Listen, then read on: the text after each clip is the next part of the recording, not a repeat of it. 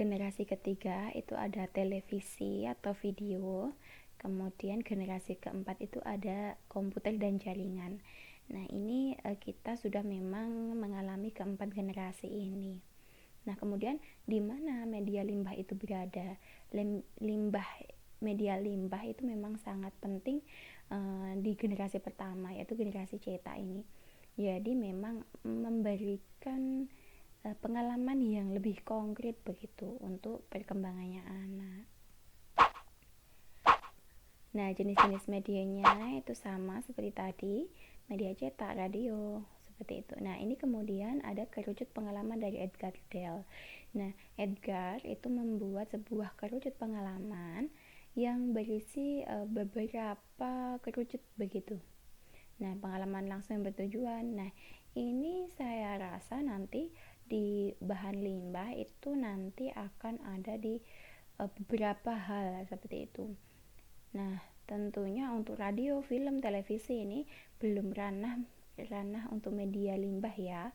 Namun media limbah itu nanti bisa jadi di demonstrasi, kemudian dharma wisata begitu, kemudian pameran begitu, itu bisa digunakan. Kemudian ada simbol visual, simbol verbal, itu bisa menggunakan media dari bahan limbah. Nah, kemudian ada kriteria pemilihan media untuk pendidikan anak usia dini.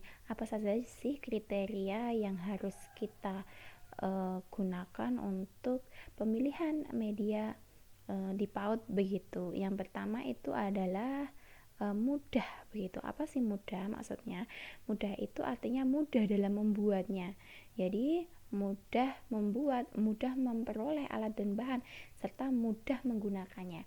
Nah, saya rasa mudah ini adalah kriteria yang sangat memenuhi syarat ketika kita membuat media dari bahan limbah, karena sangat mudah sekali, bahkan kita tidak usah mencari-cari, itu saja sudah ketemu ya di mana-mana ya bahan limbah, dan mudah membuat. Nah, ini mudah membuat ini saya yakin nanti teman-teman akan mengaplikasikan ilmunya sehingga bisa menghasilkan media bahan limbah yang bagus. Kemudian murah. Wah, kalau murah ini artinya adalah biayanya sedikit gitu. Jika memungkinkan bahkan tanpa biaya. Wah, ini cocok sekali untuk media bahan limbah kita. Kemudian yang ketiga adalah menarik. Menarik itu apa sih? Menarik itu adalah merangsang perhatian anak, baik dari sisi bentuk, warna, jumlah, bahasa maupun isinya. Jadi walaupun nanti teman-teman membuat media dari bahan limbah, tentunya sisi menarik ini harus tetap dikedepankan. Contohnya ya diberi warna yang bagus, bentuknya tetap bagus, kerapian itu harus tetap dijaga begitu. Kemudian kriteria yang ketujuh itu adalah mempan. Mempan itu apa sih? Mempan itu adalah efektif atau berdaya guna bagi anak dalam memenuhi kebutuhannya. Jadi memang efektifnya untuk apa? Oh, untuk mengembangkan aspek ini, seperti itu. Kemudian mendorong itu artinya adalah mendorong anak untuk bersikap dan berbuat sesuatu yang positif.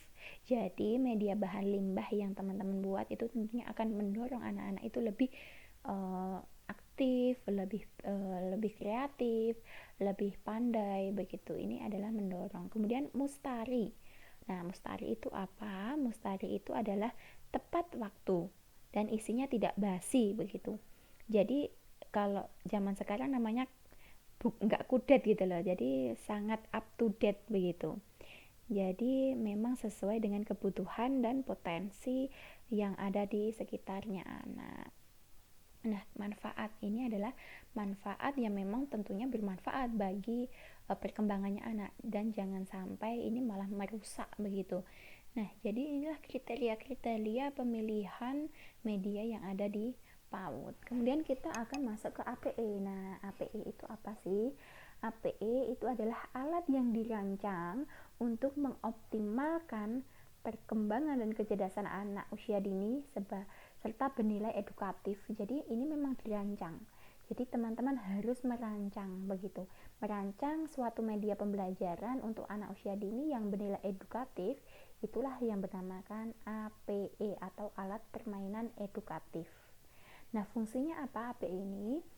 Tentunya APE ini mengembangkan semua aspek perkembangan, meliputi aspek fisik, kognitif, bahasa, seni, sosial, dan semuanya. Kecerdasan anak, multiple intelligence anak itu semuanya akan dikembangkan melalui APE ini. Nah, kemudian untuk syarat dan pemanfaatannya kita akan bahas di pertemuan selanjutnya. Kemudian ini untuk contohnya, APE untuk mengembangkan fisik motorik anak usia dini. APE yang dimanfaatkan untuk pengembangan fisik motorik AUD adalah APE yang sesuai dengan perkembangan fisik motorik anak. Jadi, ketika teman-teman ingin membuat APE untuk fisik motorik, yang dilakukan adalah apa? Tentu saja teman-teman harus mengetahui perkembangan fisik motorik pada anak usia dini terlebih dahulu. Jadi paham dulu perkembangannya, tahapannya itu apa saja pada anak. Kemudian baru merancang APE-nya begitu. Contohnya ini, keterampilan motorik kasar dan motorik halus. Nah, untuk usia 3 tahun, berjingkrak, melompat, berlari. Jadi, ketika usia 3 tahun ini, teman-teman ketika ingin membuat APE berarti adalah yang cocok dengan tahapan usia 3 tahun. Jadi, apa yang bisa dikembangkan sih? Apa yang bisa dibuat sih untuk mengembangkan kegiatan berlari contohnya. Nah, ini untuk usia 4 tahun sudah berbeda lagi, memanjat tangga dengan satu tangan.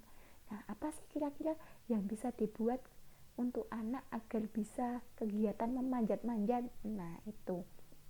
Inilah yang harus teman-teman pahami dulu. Kita lihat di STPPA-nya. Nah, begitu caranya sehingga kita membuat media itu tidak salah jalur begitu. Nah, ini adalah contoh dari APE untuk pengembangan motorik kasar. Nah, ini tadi. Nah, anak-anak usia dini kan tadi sudah bisa naik tangga begitu, makanya APE-nya memang ada tangganya begitu. Nah, ini adalah motorik halus. Nah, contohnya adalah menali sepatu, memasukkan benang begitu. Itu memang sudah sesuai dengan tahap perkembangannya anak. Jadi media-media ini memang cocok untuk perkembangannya anak. Nah, demikian dari saya. Apabila nanti teman-teman masih banyak yang perlu didiskusikan, kita lanjut di diskusi selanjutnya. Demikian dari saya, kurang lebihnya mohon maaf. Saya tutup. Wassalamualaikum warahmatullahi wabarakatuh.